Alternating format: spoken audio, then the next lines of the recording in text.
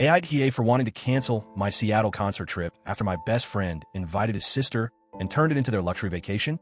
I'm a 29-year-old and my best friend, 30M. We have known each other since freshman year of college. We have gone through breakups, layoffs, and at least 3 terrible haircuts together. When I say best friend, I mean someone who has had a key to my apartment for years and whose mom still texts me on my birthday. I planned a trip for the two of us to see a concert in Seattle in October. It was supposed to be our reunion after more than a year apart. I bought our TI. Then he added a surprise. He invited his sister, 33F. She is not into concerts. She is into itineraries that cost more than my rent. He told me she would take charge of their entire trip. He called it a win-win. I was confused. Whose trip was it? I had already started looking at flights and hotels on a sensible budget. I sent him links. His response was simple. Do not book anything yet. Wait for a plan. I waited. I reminded myself that people change. Maybe this would work out. Maybe she would find a deal. Maybe I was being dramatic. I waited through July. I waited through August. I waited until the part of my brain that does math started yelling about rising prices and dwindling options. And then September hit. I got a message with the hotel they picked. $500 a night. I read the number 3 times. I did not misread it. It was $500 a night, and I was being asked to join them on their trip. I asked about the concert. He said I could fly in, go to the show, and fly home after. The show had become the smallest part of a very expensive plan. He only gets 1 week of vacation per year. He wanted to maximize it. His sister wanted to visit Forks. She is not staying in a cheap hotel. Those were his words. Not staying in a cheap hotel. I'm not well off. I come from a poor family, and every dollar I save has a place to go. I'm not ashamed of that. It is my life. But there's a gap between our realities that he pretends does not exist. When I say a price is out of reach, he hears that I am negative. When I say I cannot afford it, he hears that I am being difficult. This is not the first time music and friendship have clashed for us. He walked out on Toka Monsta. He walked out on Death Grips. He flaked on John Williams. Plans with him have a way of dissolving at the edges until I am the only one left holding the idea. Now our Twin Peaks show is getting the same treatment. It is an afterthought. It is something I can attend on my own while they chase sunsets and premium rooms and curated brunch lists. I took a breath. I told myself I would not fight. I would not beg. I booked my own trip on my original budget and told him I would meet up when we were both in town.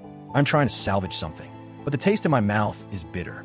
I keep replaying June when prices were lower and my excitement was higher, and I keep hearing him say, wait.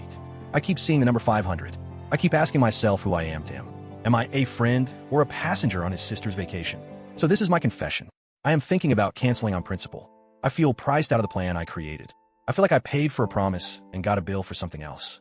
Part of me wants to shut up, show up, and call a lesson. Part of me wants to draw a line and keep my dignity. I'm not asking for anyone to take sides. I'm asking for a moment of honesty. If a best friend keeps turning shared plans into solo decisions, at what point do you stop buying tickets? Back in June, when the air was hot and the days felt generous, I saw the tour announcement. A Twin Peaks themed show, the kind of thing that pulls at our shared history. My best friend and I watched the series in our dorm room when we should have been studying for midterms. We argued about theories. We quoted lines. We wore flannel. When I texted him the link, he replied in seconds. Dude, yes. Seattle in October. Let's do it. I could hear his voice in the words. I opened my laptop and started planning. My planning style is simple and honest. I make a spreadsheet, columns for flights, hotels, and food. I color code the prices. I give myself a reasonable ceiling because I have other things to pay for, rent, student loans, and a used car that sounds like it secretly wants to retire. I'm not ashamed of a budget. I'm proud of it. It means I know what I can do and what I cannot. I found a decent hotel in a good area. Clean, safe, near a bus line. I found a flight with 1 layover that would save $200. I even picked out a hands-off day for us to wander Pike Place and eat something with too much butter. I sent him the plan. He replied with heart emojis and a message that made me smile. This is why you're the planner. I love it. Then he added one more text. I might loop on my sister. She's wanted to see Washington for a while. I did not think much of it. People travel in groups. Family joins. New memories get made. I said sure. I thought it meant the 3 of us might grab coffee. I did not know it meant authority would shift and vocabulary would change. I did not know our trip would become their trip before I could hit save on the spreadsheet. The first sign came a few days later. He told me not to book anything yet. His sister knows the good spots. I asked what that meant. He said she will put together an itinerary. I swallowed my pride and said okay. I respect experience. Maybe she knows a neighborhood I missed. Maybe she has a list of local places that are actually worth it. I paused my flight search and closed the hotel page before my fingers did something impulsive. I told myself a week will not change much. But prices have a way of moving when you're not looking. Airfare climbs like ivy. Rooms disappear one by one. I told myself not to panic. I told myself this is still the same trip. July arrived. I checked in. How was the plan going? He said she was working on it. August arrived. I checked in again. Any update? He said almost done. I felt a thread go taut inside me. I did not like chasing people for information about something I started. It makes me feel like I'm floating outside my own life. I started running scenarios in my head. If the hotel is a little more, maybe I could trim food costs. If the flight is a little more, maybe I could take a later time. At night, I scrolled the prices anyway. The numbers marched upward like they were racing me. All the while, I thought about why this trip mattered. We had not seen each other in more than a year. Careers, schedules, and time zones pulled us in different directions. This concert felt like a line drawn across the distance. A day where we would stand next to each other again, laugh at old jokes, and remember who we were when we did not need a schedule or friendship. I was not asking for 5-star anything. I was asking for shared hours and a decent seat. Maybe that is why the message in early September felt like a door closing. He sent me a link. It was a hotel I have seen on travel channels. Tasteful lobby, neutral tones, a rooftop space with a view of water and money. The rate was $500 a night. This is where we're staying, he wrote. You can join us. The word join scraped across my eyes. Join implies I'm a guest in a plan I created. Join implies permission, not partnership. I stared at the number. I thought about my spreadsheet. I thought about my loans. I thought about the show and how small it now looked next to that rate. This is the setup, a plan between friends, a promise in June, a slow drift into someone else's orbit. I did not know the inciting incident had already happened. I did not know it began the minute my best friend invited someone who does not care about the concert at all. The inciting incident was a conversation that looked harmless on my screen. I told him I bought our tickets. I felt confident writing the words. 2 tickets. 1 for me, 1 for him. He replied, awesome. I just told my sister. She's coming too. I froze. I had not budgeted for a 3rd ticket. Before I could type that, he added, she's not into the show. She just wants to visit Forks. I reread the messages. The timeline bothered me. He invited her after I purchased the tickets. He invited her into a plan that already had boundaries and meaning. I asked a simple question. How will that work? He said, she'll handle the itinerary for us. Don't book anything yet. The word handle carried weight. It pushed my plan to the side. I tried to keep my tone light. I said, I didn't buy her a ticket. I only bought ours. He said, no worries. She won't attend anyway. Something shifted in that moment. The trip no longer pointed to the concert. It pointed at Forks, at photo ops, at a schedule built around a person who had not been part of the original conversation. I felt a small sting of disrespect. Not because I dislike his sister. I do not. I barely know her. But because the purpose of the trip was clear when he said yes. The concert was the anchor. Now, it was treated like a distraction. I tried to communicate my concern. I said I wanted to book our flights and hotel while prices were good. He said, wait for her. She knows what she's doing. He framed it like a favor to me, as if professional level planning was coming. I pictured color-coded notes and hidden gems. I told myself to be patient. I told myself this might even be better than my plan. But I kept hearing the lack of interest in the one event that had put the trip on the calendar. Days turned into weeks. He forwarded occasional texts from her. She's thinking boutique. She wants to drive out to Forks. She found a place with a fantastic brunch. Boutique is a nice word that often means expensive. Drive out to Forks is a sentence that moves our center of gravity away from Seattle. Fantastic brunch is a phrase that has never appeared in any of my spreadsheets. I adapted in my head. I would do the concert my way and join them for one meal. I would split off when cost became silly. I would still protect the heart of my plan. The real ignition came with the price. Early September, $500 a night. It was not a suggestion. It was a placement. She booked it, he said. We're set. You can add yourself to the reservation or get your own room. Up to you. Add yourself. Get your own room. Up to you. None of those phrases sound like friendship to me. They sound like terms and conditions. He did not ask if I was okay with the cost. He did not ask what I could afford. He assumed I would fold myself into a life he and his sister can pay for without blinking. I tried to redirect. What about the concert? I asked. He replied with a plan I would never create for a friend. You could fly in, see the show, and fly back home after. We'll be busy most of the week. Busy? With what? With a vacation that has nothing to do with the tickets I bought in June. The inciting incident sits right there. It is not the invitation itself. It is the message inside it. My role had changed. From partner to tag-along. From friend to footnote. From center to margin. He did not say it out loud, but the schedule did. If this were a story with fictional stakes, I might laugh and move on. But it is my life. It is my bank account. It is a pattern. He walked out on Tokamonsta. He walked out on Death Grips. He flaked on John Williams. When music is involved, his interest evaporates under the heat of something shinier. I am not shiny. I am the friend who keeps receipts and remembers the things we said. I'm the one who shows up. The inciting incident did not create a villain. It created a mirror. I looked into it and saw a version of our friendship I did not want to recognize.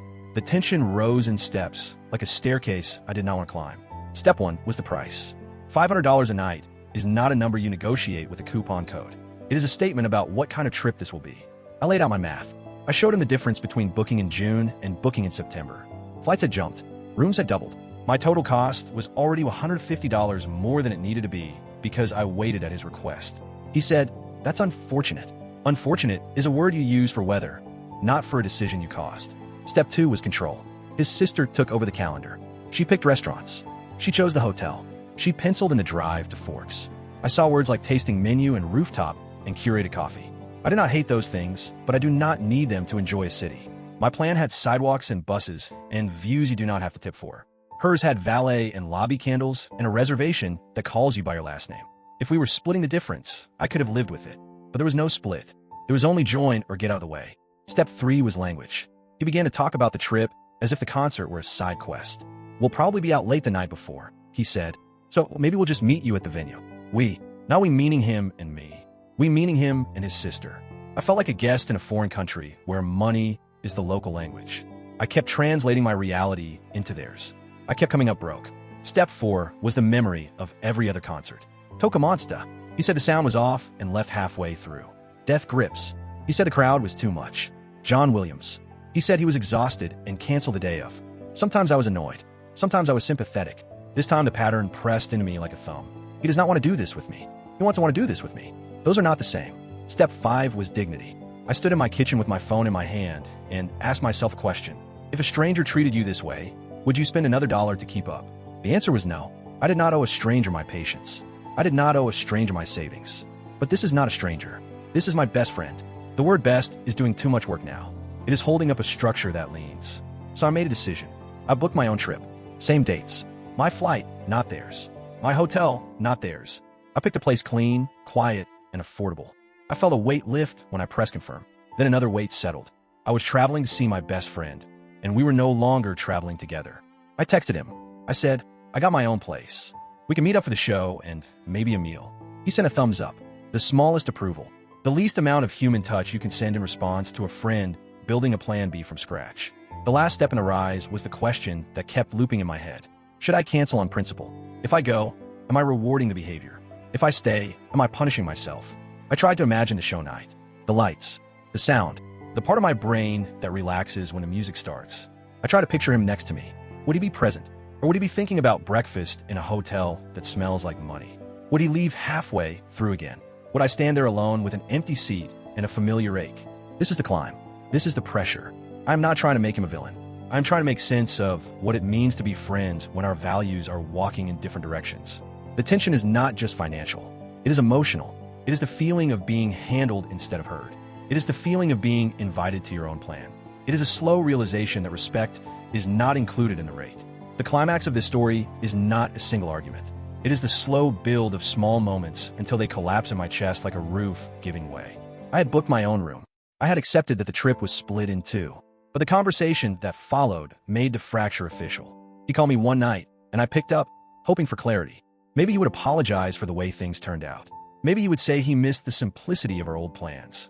Instead, his tone was casual, almost cheerful. So, just to make sure, he said, "You're fine flying in for the show and heading back right after?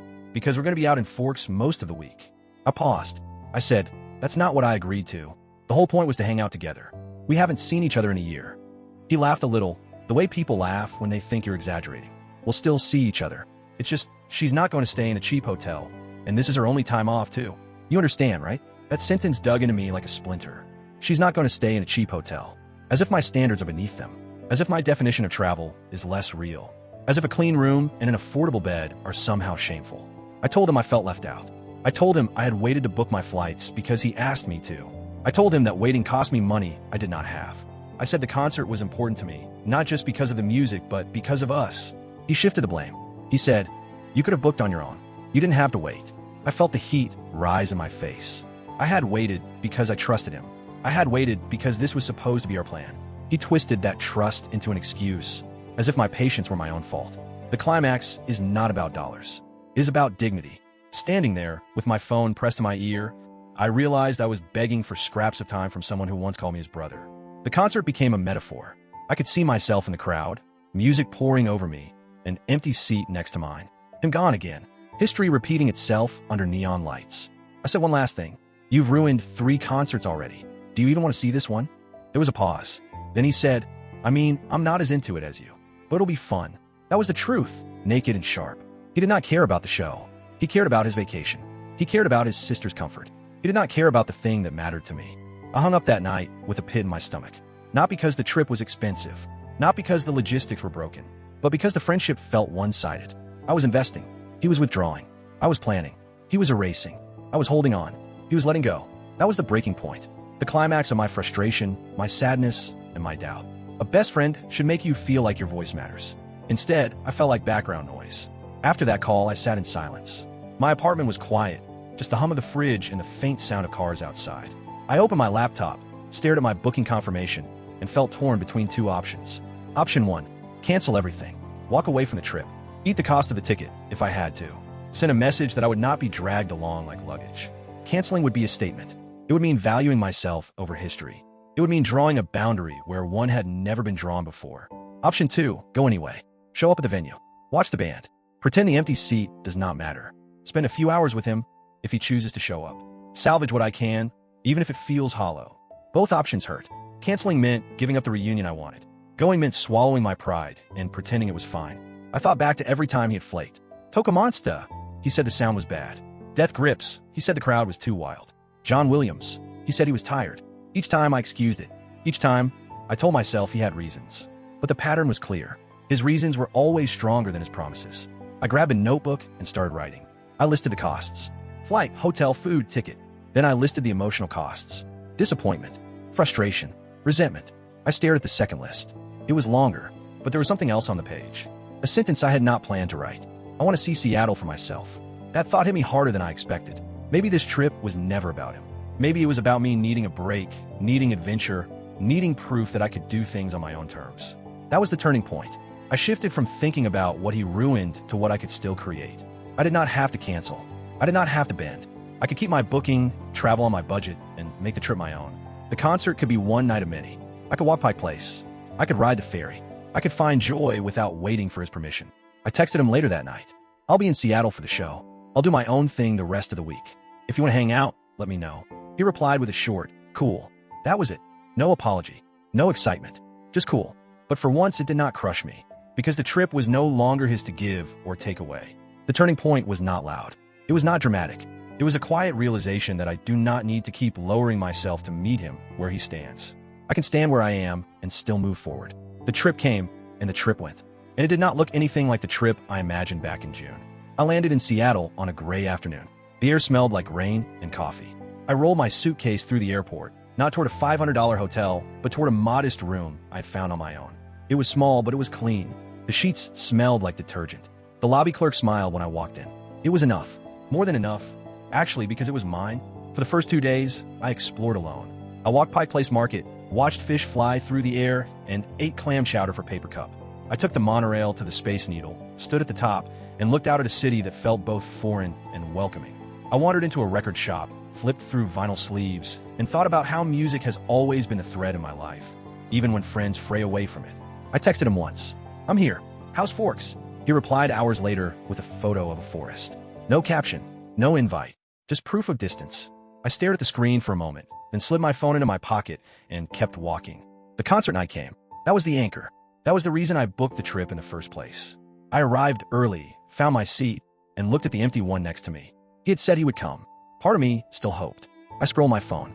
I checked the entrance. The lights dimmed. The music started. The seat stayed empty. For a few minutes, bitterness threatened to drown me. I thought about the cost. I thought about the history. I thought about being alone in a crowd. But then something shifted. The band played the opening chords, and the sound filled the room. I closed my eyes. I felt the bass in my chest. I remembered why I loved this music in the first place. Not because of him. Not because of anyone else. Because it makes me feel alive. Halfway through the set, I stopped checking my phone. I stopped waiting. I let the music carry me. I clapped. I shouted. I lost myself in the rhythm. When the encore ended and the lights came up, I felt lighter. Not because the seat was empty, but because I realized I did not need it filled to enjoy myself. The rest of the week, I made my own trip. I took a ferry ride across the water. I I visited a tiny bookstore and bought a used copy of The Stranger. I ate cheap tacos on a street corner while rain misted down. These moments were mine. They were not polished. They were not expensive, but they were real. My best friend and I crossed paths only once on the final day. We grabbed coffee near the market. The conversation was polite, not deep. He talked about his sister's itinerary, about forks, about the hotel. I nodded. He asked about my week. I said it was good. Neither of us pushed further. The silence between us said more than the words did. When I boarded my flight home, I thought about the definition of friendship. I thought about how long we had known each other, how many times I excused the flaking, how often I lower my expectations. And I thought about dignity, about how dignity sometimes means letting go. The resolution is simple. I did not cancel the trip. I did not let him ruin it, but I also stopped pretending the friendship was what it used to be. I will not keep buying tickets for someone who never shows up. So here's my question for you. Was I wrong for even going? Should I have canceled on principle, drawn a line in the sand, and stopped enabling him? Or was it better to show up anyway, get what I could from the trip, and take it as a hard lesson learned? Because for me, the biggest lesson is simple. Friendships are supposed to add to your life, not drain it. And if someone keeps making you feel like a guest in your own plans, maybe it's time to stop buying tickets for them. What would you have done?